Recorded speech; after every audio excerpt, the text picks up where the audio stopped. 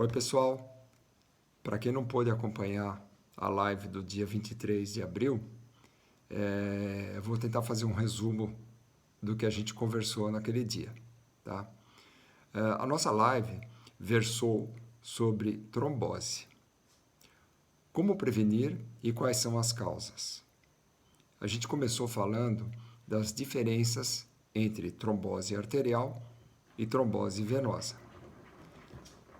Nós temos dois tipos de circulação no organismo: a circulação arterial e a circulação venosa. Na circulação arterial, a gente tem a grande circulação e a pequena circulação. Vamos começar falando da pequena circulação. A pequena circulação, também chamada de circulação pulmonar, é a circulação na qual o sangue ele chega com pouco oxigênio, né, que é drenado do corpo todo, vai passar pelo pulmão, certo? E depois ele vai para o coração esquerdo, onde ele vai ser distribuído para todo o organismo. Então, na trombose arterial, a gente tem particularidades bem diferentes da trombose venosa. Em primeiro lugar, a trombose arterial geralmente é mais grave. Por que ela é mais grave? Porque, como é o sangue que está chegando em todas as partes do organismo, ele é totalmente interrompido. Ou seja, ele nem chega, por exemplo, na perna. Se você tem uma trombose arterial e a circulação está totalmente ocluída, a pessoa fica sem circulação nenhuma, podendo até levar à gangrena e até perda de membro.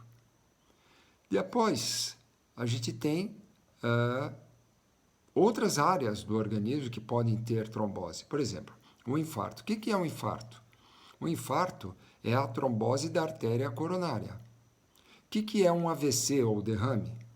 É a trombose da artéria do cérebro. E assim por diante.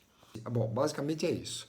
A trombose arterial, como eu acabei de falar, ela tem uma gravidade muito grande. E a gente tem que pensar nos fatores de risco, né, que a gente pode ter na trombose. Quais são eles? A diabetes, a pressão alta, colesterol, vida sedentária e problemas cardíacos. Por que eu separei problemas cardíacos? Porque o problema cardíaco, por exemplo, se a pessoa tem uma arritmia no coração, pode formar coágulos dentro do coração.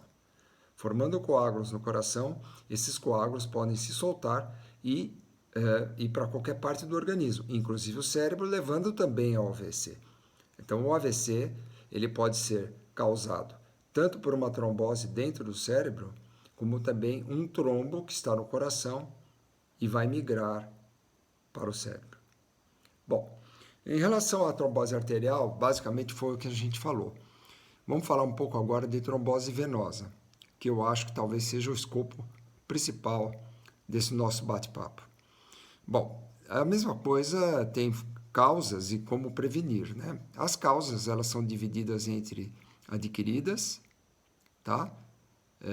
E causas hereditárias. Primeiro falar das causas hereditárias. As causas hereditárias são genéticas, como o próprio nome diz. Então, a pessoa pode ter uma tendência hereditária que puxou da mãe, do pai, enfim, e também são chamadas de trombofilias. As trombofilias são alterações genéticas que podem ter as mais variadas situações. Existem algumas mutações, por exemplo, mutação de fator 5 de Leiden, existem deficiências de proteínas, enfim, tem uma infinidade de alterações genéticas.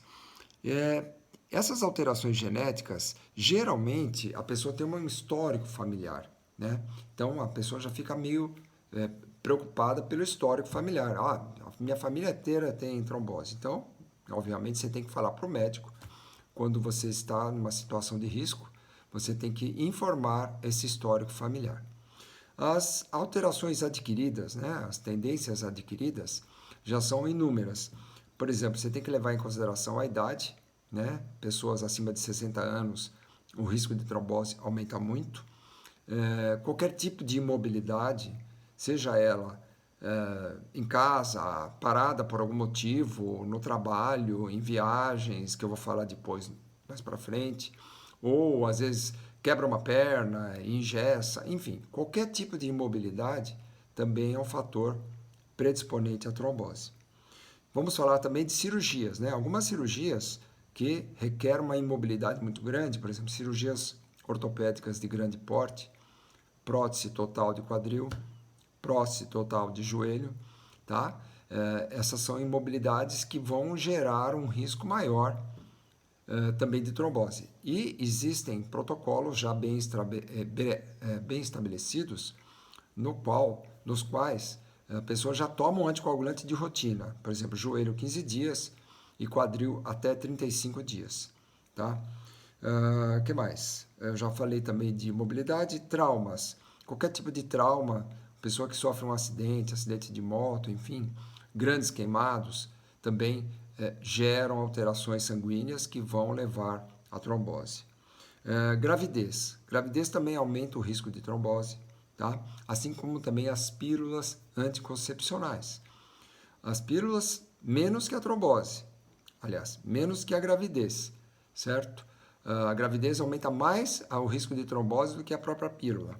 E a gente costuma falar, inclusive eu falei na live, que a pessoa, eu li, uma amiga minha teve trombose por causa da pílula, eu tô com medo de tomar. Aí a pessoa não toma a pílula, engravida, né? Uma gravidez, no caso, talvez indesejada, e aí tem 7 vezes mais risco de trombose na gravidez. Então, embora seja muito rara a trombose, tanto associada à gravidez como associada à pílula, tá? Ela não pode ser um fator negativista, ou seja, eu não vou engravidar porque eu vou ter trombose, ou não vou tomar pílula porque eu vou ter trombose. Então, eu acho que na vida você tem que ponderar sempre risco-benefício. O que mais? Vamos falar de viagens, né? Viagens de longa duração. A gente falou na aula que viagens de avião aumentam o risco de trombose. E por quê? Existem várias explicações, vários fatores que devem ser lembrados na trombose ocasionada em viagens aéreas de longa duração. Primeiro, a pressão atmosférica dentro do avião.